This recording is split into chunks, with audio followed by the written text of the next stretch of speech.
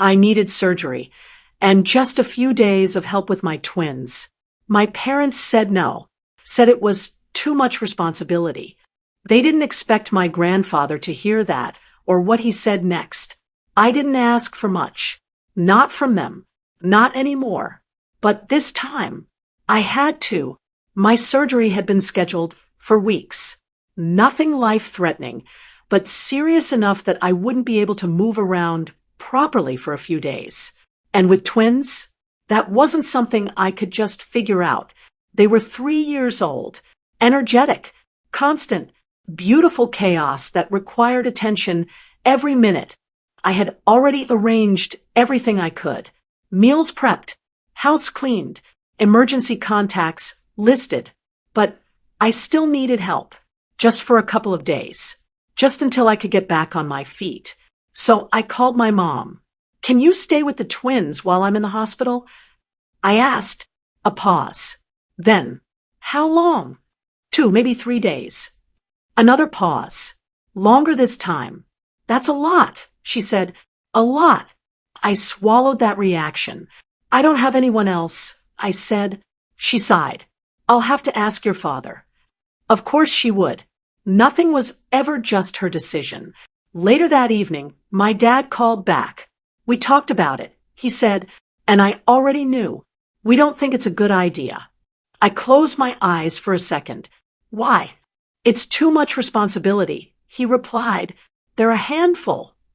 They're my kids, I said. Yes, he said. Exactly. I frowned. What does that mean? It means you chose this, he said. It's not our job to step in every time it gets hard. Every time, I wasn't asking for a lifestyle change. I was asking for help. Once. For a medical procedure. I said, we understand that.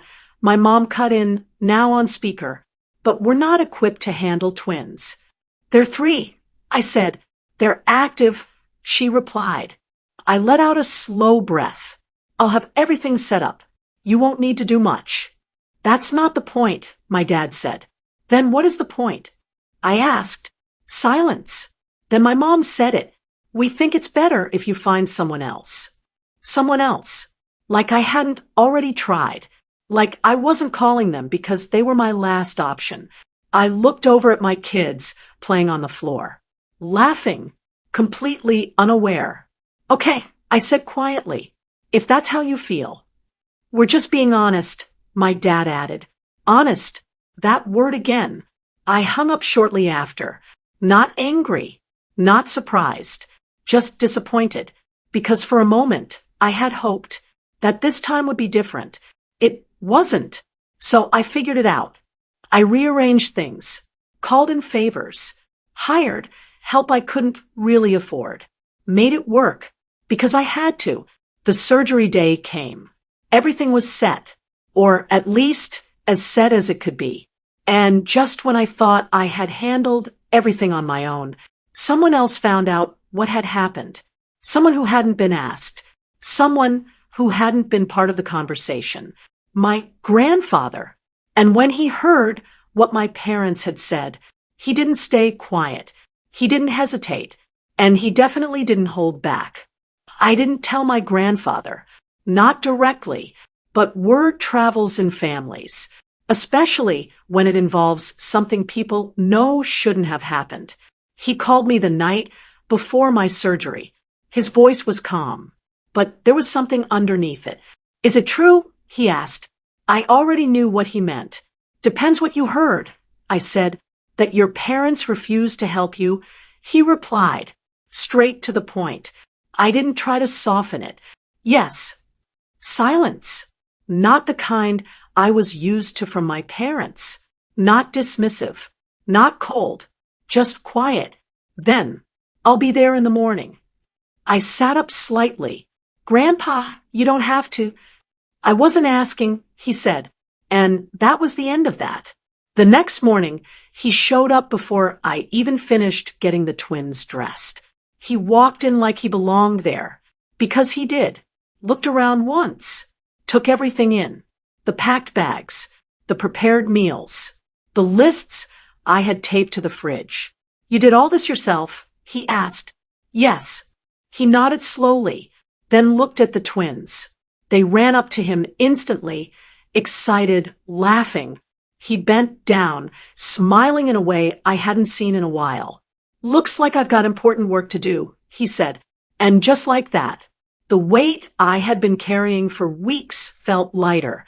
The surgery went smoothly, not easy, but smooth. When I woke up, groggy and sore, the first thing I checked was my phone. Messages from the babysitter I had hired as backup, from the neighbor who had offered to check in. But the one that mattered most was from my grandfather. They're fine. We're having pancakes. I smiled, because of course they were. 2 days later, I was discharged, still sore, still moving carefully, but okay. When I got home, the house was clean. The twins were happy. Everything was handled. My grandfather was sitting at the table, calmly reading a newspaper, like it was just another day. You're back, he said. I am. How do you feel? Better, I admitted. He nodded. Good. There was a moment of quiet. Then, a knock at the door. I frowned slightly. I wasn't expecting anyone. He said. I looked at him. What do you mean?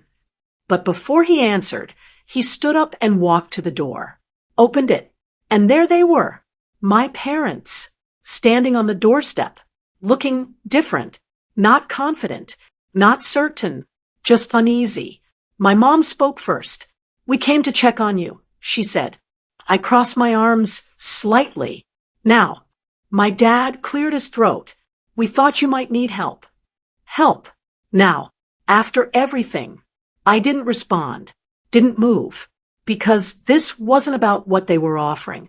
It was about when they chose to offer it. My grandfather stepped forward slightly, and that's when I realized this wasn't a coincidence. He had called them, invited them, and judging by the look on their faces, he hadn't been gentle about it. You should come in, he said to them, his tone polite, but firm. They stepped inside, carefully, like they weren't sure they were welcome. They weren't. Not really. But this wasn't my moment to speak. It was his. My dad glanced around the house, at the kids, at the order, at everything that had been managed without them. You handled all this, he asked. I nodded. With help, I said, and I looked at my grandfather. He folded his newspaper slowly, set it down, then looked directly at them. And when he spoke, there was nothing soft about it. My grandfather didn't raise his voice. He didn't need to. I heard you said it was too much responsibility, he said, looking directly at my parents. Neither of them answered. They're your grandchildren, he continued, not strangers. My mom shifted uncomfortably. We didn't think. That's the problem, he cut in. You didn't. Silence filled the room. Heavy, unavoidable. My dad tried to recover. We came now, didn't we? My grandfather nodded slowly. Yes, he said, after she figured it out. Without you, that landed, because there was no way around it. They had made their choice, and they only showed up once it no longer cost them anything. He gestured toward me. She needed you, he said, then toward the twins. And they needed you. A pause. But you decided it was inconvenient. My mom's eyes dropped. My dad didn't speak at all. For the first time, they had nothing to defend themselves with.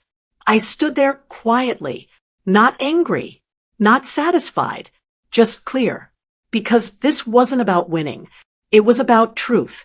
My grandfather picked up his coat. Next time, he added calmly, decide what kind of family you want to be before it's too late.